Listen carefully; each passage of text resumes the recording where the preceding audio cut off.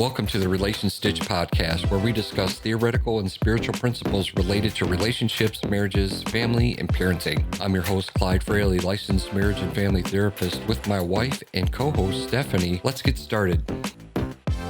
Today we're going to do something a little bit different, and actually I'm really excited about this. You had a wonderful opportunity to join one of our very dear friends, Dr. Larry G. Mack. Bishop, I'm sorry. PhD, author.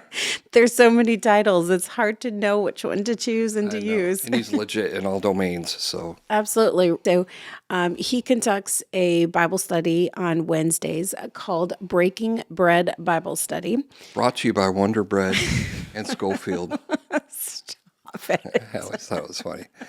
No, it's legit. It's a great, what do you call it, a podcast? Or he does Facebook Lives. Yeah, Facebook Lives. And so definitely we'll have a link so you can check that out every Wednesdays at noon. Yeah, absolutely. And it was really a great conversation about your new book, which we're so excited about. A workbook that's now available. It's on Amazon, is on his website. There will be links to where you can purchase it if you're interested off of this podcast. But it's all about romance and attachment theory. And he really did a great job of opening up the conversation and starting to learn a little bit more, not only about what attachment theory is, but also why it's helpful for us to understand, especially in context with our relationships. So wonderful conversation that you had. Yeah, that was a lot of fun. And I apologize, it took us a minute to get the technology piece figured out. But once we got rolling, it was a lot of good information in there, and I think it helped some people. But there were some questions we couldn't get to, so. There were. So today we are going to unpack some of those questions that we really didn't get to spend a lot of time talking about in that podcast. And hopefully it's just a great way to continue the learning and the discussion around that subject. Okay. So let's start with Jerry's question, which I think is really the perfect question to be asking once you've had a chance to kind of be exposed to what attachment theory is. Yeah. And he said, I grew up without a mother. Do you think I'm getting into relationships looking for a mother figure? Yes. Most theories support that idea. So starting with Sigmund Freud, who's really kind of been debunked, and psychodynamic therapy is still being practiced, but not like it used to be for sure. But he came up with the psychosexual stages. A lot of his stuff was kind of on the fringe like that. And but I will say this about Freud. He had that paradigm shifting idea of we need to look into our childhood. But because he was a little bit broken, his therapy was skewed. And he did a lot of cocaine. And all of his clients were rich white women that he fleeced for years and years and years. And so... in more than one way. Yeah, in more than one way. Oh, my word. So we won't go too far into that. Yes. So, but that's kind of one of the things. And but that got other people to think about the childhood and things like that. And so... now, attachment theory really started to take off, and we're going to answer this question along the way with Harry Harlow. He did the experiment, and what he did was he created 2 wireframe monkeys. Okay. And one held a bottle, and one was just draped in fur. And they presented these to these baby rhesus monkeys. And almost always the baby would prefer the one with the fur. And that... debunked the idea of the behaviorist theories that came before him, that the only reason that a child would go to its mother was for the milk. For nutrition. And things like that. There wasn't an emotional component to it. Okay? And so, but Bowlby was before that. And he had the idea of it, but Harlow came and did the experiment to prove him that it's right. Like, look, in childhood, we need that love. We need that emotional support, okay? And Mary Ainsworth, she's the one that kind of came up with the idea of secure attachment and all the different styles, anxious, avoidant, and disorganized. And it's grown from there. Yeah. And so all these ideas are pointing to, yes, we need certain things in childhood, and when we don't get it, we seek out after it. You and I were talking about this yesterday, how it's really important to be self-aware. Yeah. And know the gaps. I don't know how I did it early on, but I knew what I needed, and I sought after someone that was secure like my wife. And so if you're single or you find you're in that place where you're looking for a relationship, be careful of that emotional urge. Right. Because we're looking for chemistry. Well, the chemistry will be there, but it's not always good. Right. Right? Because somehow the universe brings people together that can fulfill each other's needs. But that can be unhealthy if you're not, wise about it. And so if you're self-aware, you can say, okay, these are the gaps that I have. And this is the kind of person that I need to be with that can help me. Or in Jerry's instance, and maybe this didn't necessarily pertain to Jerry, but you often will hear people say, why do I always choose the wrong person? Why do I always go after the person that will hurt me or whatever it may be? You hear that often of, man, I always seem to pick the wrong one. And it sounds like, at least kind of from what Jerry's now coming to the conclusion of or starting to be aware of, is that understanding what you did and did not get in your childhood can even subconsciously lead you into relationships thinking it's chemistry, but really drawing you into this relationship that could be unhealthy just because it's being influenced by what you experienced in the past. Yeah. So here's a good example. If you grew up and your father was an alcoholic, and now you've been in a string of relationships with men or women or whatever that are also alcoholics, in your mind, like logically, that doesn't make sense. But it's easier for you to navigate that because it's familiar to you. You understand And it. a lot of times we mistake that familiarity with chemistry that can be good for us. Right. When in fact it's not. And so the alcoholic or the person that has, an addiction of some sort, they seek out consciously or probably more likely unconsciously a person that will enable that. And the other person, they grew up hurting for their parent who was an alcoholic, and they were always reaching out to heal them and to try to help them. And then that grew into a pattern, and now, okay, the alcoholic finds someone who's enabling, and then the enabler, finds an alcoholic. And so there's symbiosis there. Right. But is that healthy? Right. Or maybe in that example you just described, the person, the child figure was, looking and seeking to help and now is looking to help someone. Mm-hmm. But it could even also be a different response that the child had of a need to protect and a need to withdraw. So certain things may present themselves in a relationship and all of a sudden their walls and their defenses go up and they don't even understand why. Why am I withdrawing? I like this person. We have a great relationship. We have kids, whatever it may be. Why am I withdrawing from this person? Like they may not even understand that that's a learned behavior that came from that childhood experience. Right. And my book talks about phenomenological needs. I know. Sorry. It's a big one. That's a mouthful. Yeah. So that's a great point, Steph, that on the flip side, because let's say the alcoholic, experience, again, we'll use that as an example, where now maybe they married someone that's secure, but they get really anxious if their partner has one drink. Right. You're going to turn into an alcoholic. I have clients like that where like, okay, they did this or that, and they did it within moderation, but they see that slippery slope. Oh, you know what I'm saying? Right. You looked at a girl in a bikini, and in their mind, they've already, taken this whole trip where you're going to end up in jail for doing something crude. Right? And so, but that's not the case. Right. But that's their fear. Right. Because of their conditioning. Right. For sure. But yeah, to answer your question, you probably are seeking that because you need it. Everyone needs to be nurtured and to feel love. And you need that secure figure. You need that secure base in your life that you can run to. And that's really, I think, what I was looking for.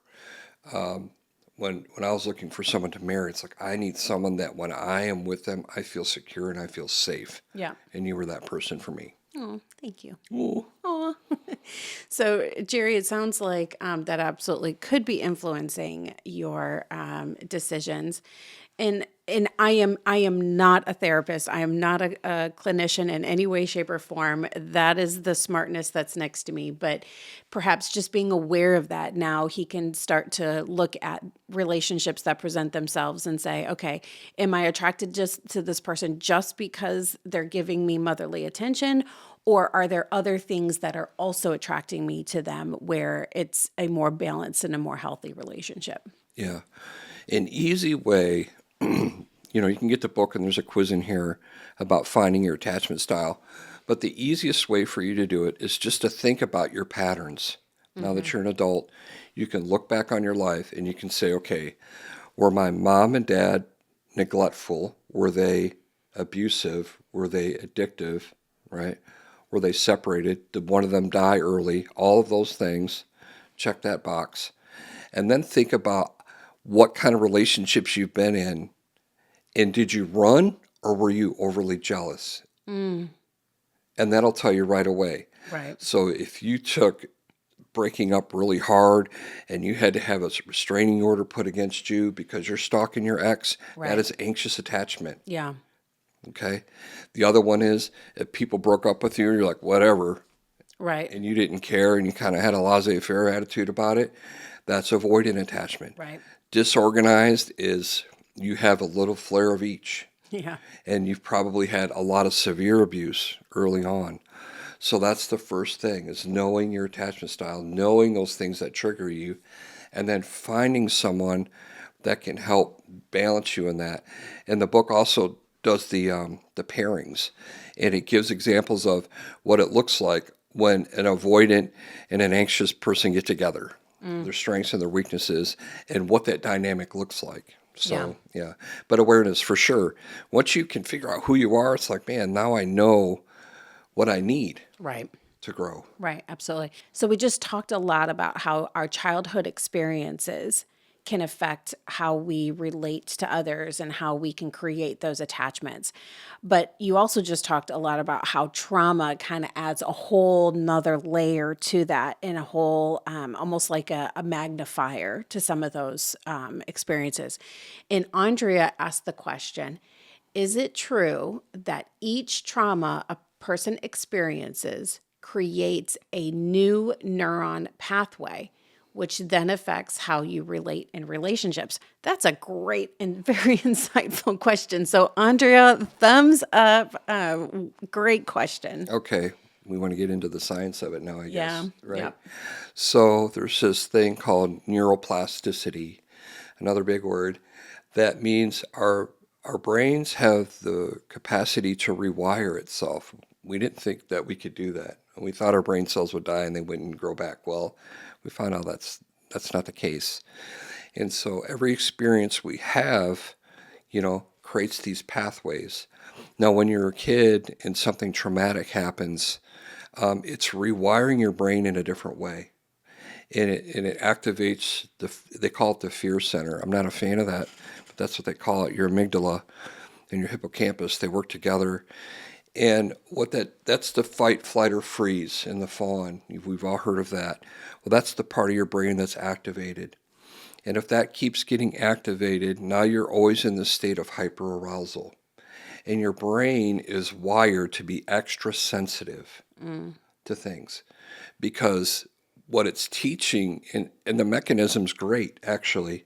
It can work too well, though. That's the problem, is that mechanism there is there to keep you safe. So if you're out in the woods and you're picking berries and you get bit by a snake, okay, and you live through it, you associate the berries with the snake.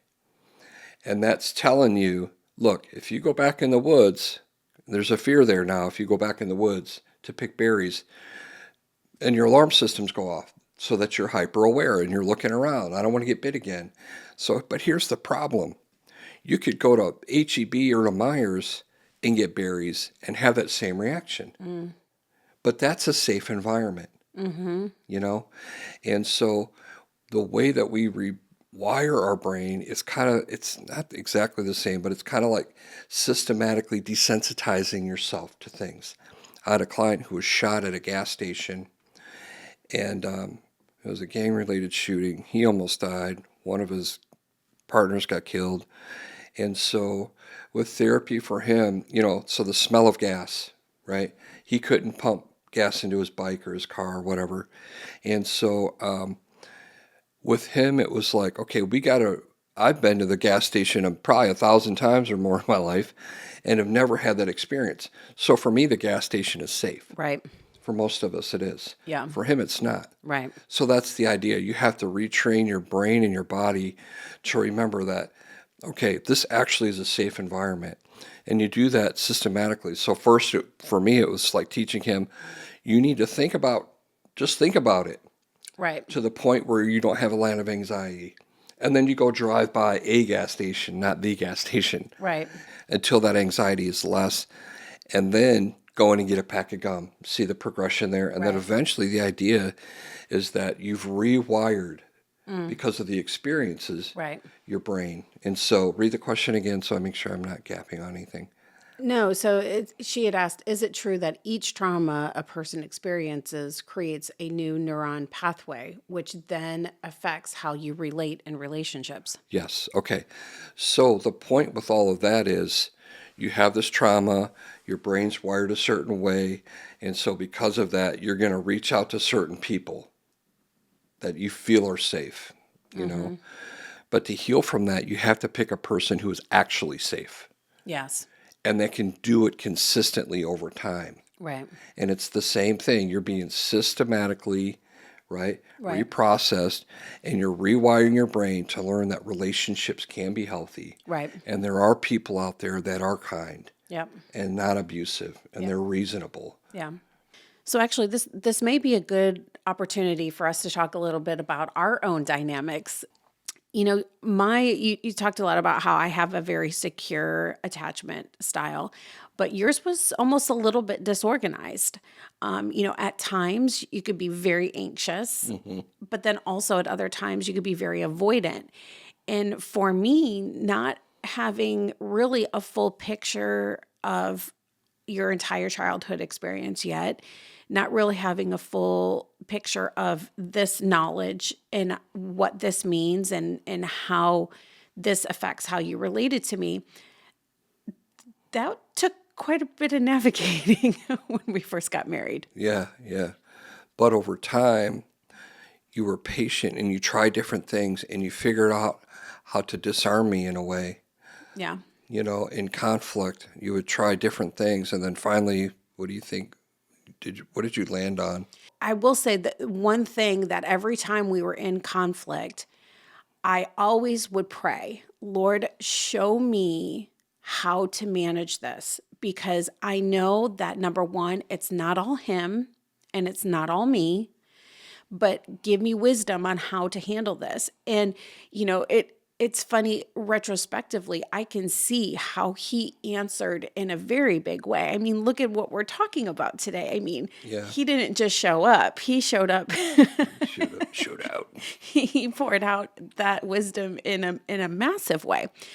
But, I would start to understand the things that worked and things that didn't work. A lot of it was trial and error. But I think the one thing that helped was we were both extremely committed to, this is our person.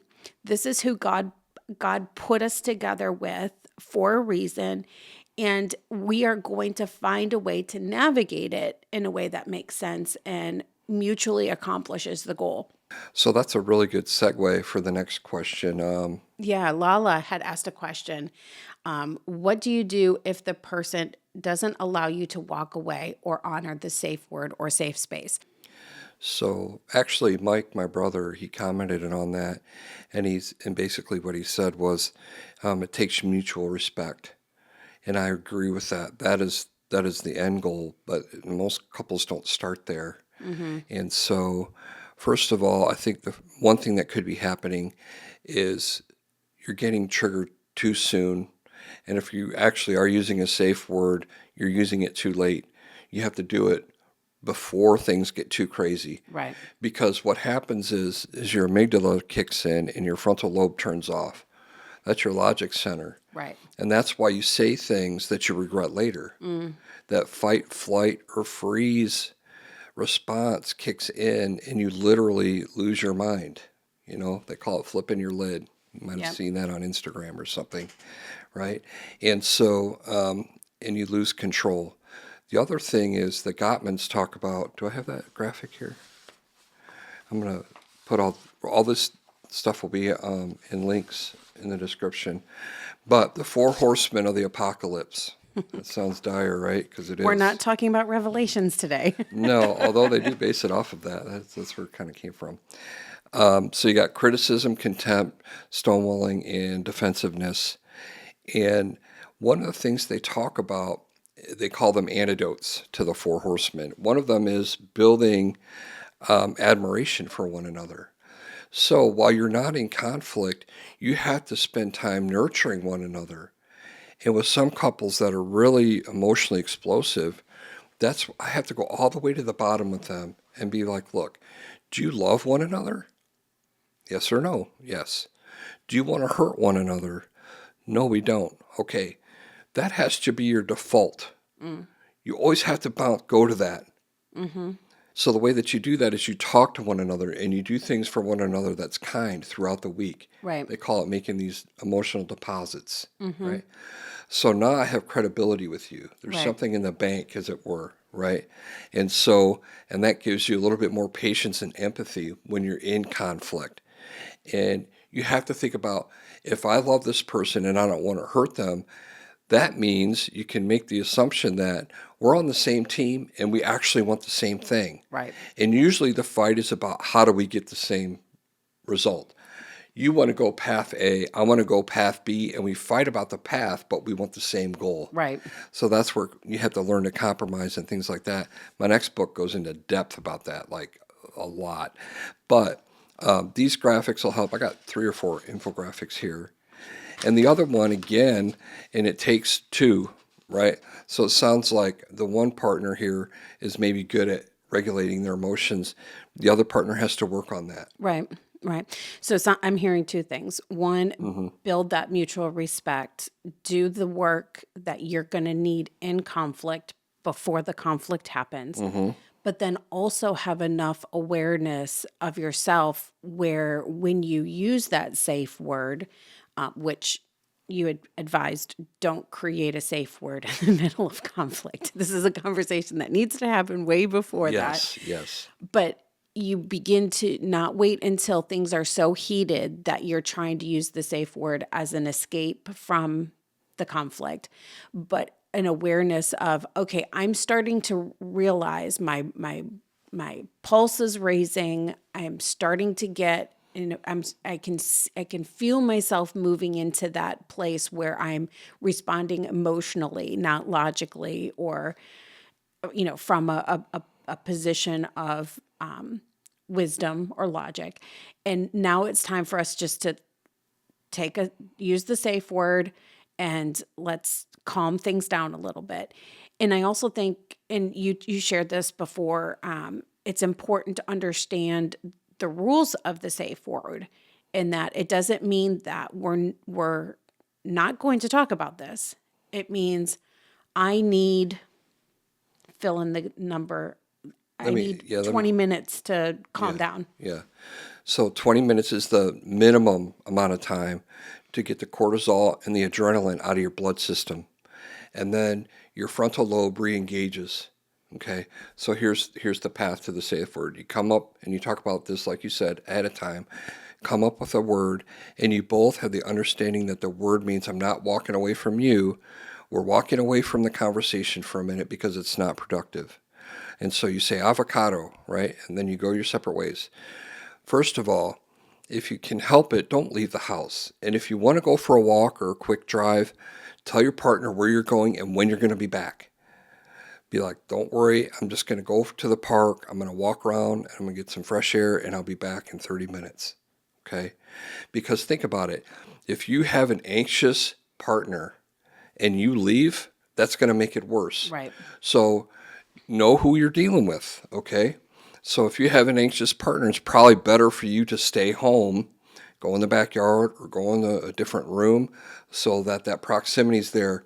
Because if you leave, they're going to interpret that as they're leaving me, no matter what your words say, especially if you're already triggered, right? And so know who you're dealing with in that regard and communicate through your communication. Right. Meaning, I'm going to be back. Keep that promise. Yes. It is vitally important because that's how you build trust. Right. I need 20 minutes. Then you come back. And then you ask, are you ready to talk? No, I need to talk about it later. Okay. Can we talk about it in the morning? Yes. Right? I'm going to be, especially if it's late at night and you're in conflict, man, table it. Well, I don't want the sun to go down on my wrath. Okay, that's fine. You ever fought at 2 a.m.? You done argued from the sun going up and then going down. Be smart, okay? Right. Right. So, because you want a good result. Right. So sleep on it. Let all that stuff get out of your bloodstream. Right. Right? Come at it fresh so that you can respect one another. Because the idea is to come to an agreement, understanding, or compromise. So, Right. So then, is it fair to say that the time, the 20 minutes or however long between, okay, we're going to put a pause on this, should not be spent developing your argument for the next time you come back? oh man, I got the greatest comeback. She said XYZ, and I have a rebuttal that's going to crush her. That's probably not going to lower your cortisol. It is not, right? When you disengage, either do something mindless, right? And like mindfulness or deep breathing or something like that, or spend that time thinking about your partner's position and really try to understand what they're saying. Okay, this is the way they felt, right? They saw me on Facebook talking to an old friend, which I don't have any feelings for, but I guess I could see where that would make them anxious.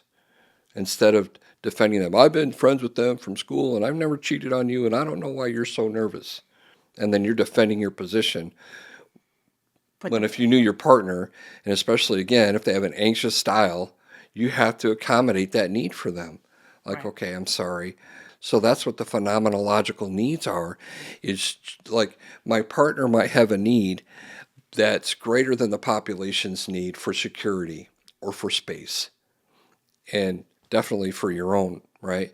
So if I'm anxious and she's avoidant, man, our capacity is a lot different. And if you understand that, like if she's avoidant, I'm going to give her more space and I have to be okay with that because that's what she needs. But if she's anxious, I have to give her a lot more transparency. I have to give her a lot more communication about where I'm at and what I'm doing because trust is a huge issue, and any little bit or any little thing can make them feel like they're being betrayed. And over time, hopefully that will lessen and lessen. Right. But if you're not consistent with that, you keep opening that wound for them. Yeah, that's really good. And actually that leads us to the final question that came from Velvet. Any tips on self-regulation when triggers or conflicts arise? Yeah, there's a lot of practical things you can do. Again, being aware of yourself. And then, so like I said, I'm going to put all these handouts on there. So since we kind of started talking about chemicals already, like cortisol and all that, and so there's these happy chemicals, things that your body releases when you do certain things to kind of boost your mood, okay? And so dopamine is the reward chemical. And so like meditation and achieving goals or that creative process, if you write or you draw, doing that releases dopamine. Oxytocin is the cuddle hormone, and so physical touch, and let's say you can't touch your partner or be with them. If you have a pet, hold your pet, pet your dog, right? Spend time with your kids, let them climb on you, stuff like that. That physical touch releases that cuddle hormone called oxytocin. Serotonin is the mood stabilizer, and so being in the sun, taking a shower, those kind of things, release that chemical. And that is responsible for mood and perception, memory, learning, all kinds of stuff with the serotonin. And your endorphins, that's the painkiller. So my clients love this. So eating chocolate, Now that's the one that stuck out to me too. yeah, laughing, having sex, eating spicy foods, meditation, that releases that endorphin, that painkiller. And so if you're emotionally hurting, that's why sometimes you might be craving sweets and things like that, because your body's wanting to release that. But you can release too much of these hormones, and that's where addiction comes in. Right. You know, because those chemicals feel good, and they actually are very powerful. So I really love that graphic because it's just a great map to when I'm having a certain response, you can pinpoint, okay, what type of a response am I having, and then ways to counterbalance that. It's a great reference to be able to have. Yeah. So here's one other graphic I have for these are grounding techniques. You have breathing, counting backwards. These are things that kind of engage your logic center again, a lot of them. Holding a piece of ice, right? That grounds you, kind of brings you where you're at into this, I feel this cold, right? An emotional dial, that's like a visual in your mind. Okay, I'm turning down my emotions with this dial. Listening is a good one. You can just sit in a quiet space and close your eyes and try to hear all the ambient sounds, birds chirping or the train going by or, things like that. You're just really pulling yourself. These are things that pull yourself out of that emotional state and begin to ground you and bring you back to earth. Being curious about things, and the 5-3-2-1 grounding is, that's just more breathing. So I'll put links to these graphics. You guys can print them out or take them, put them on your phone so that you have them. But these are things that you can do consciously. We spend a lot of time in prayer and in the Word. We spend a lot of time learning about our business. We spend a lot of time learning about things.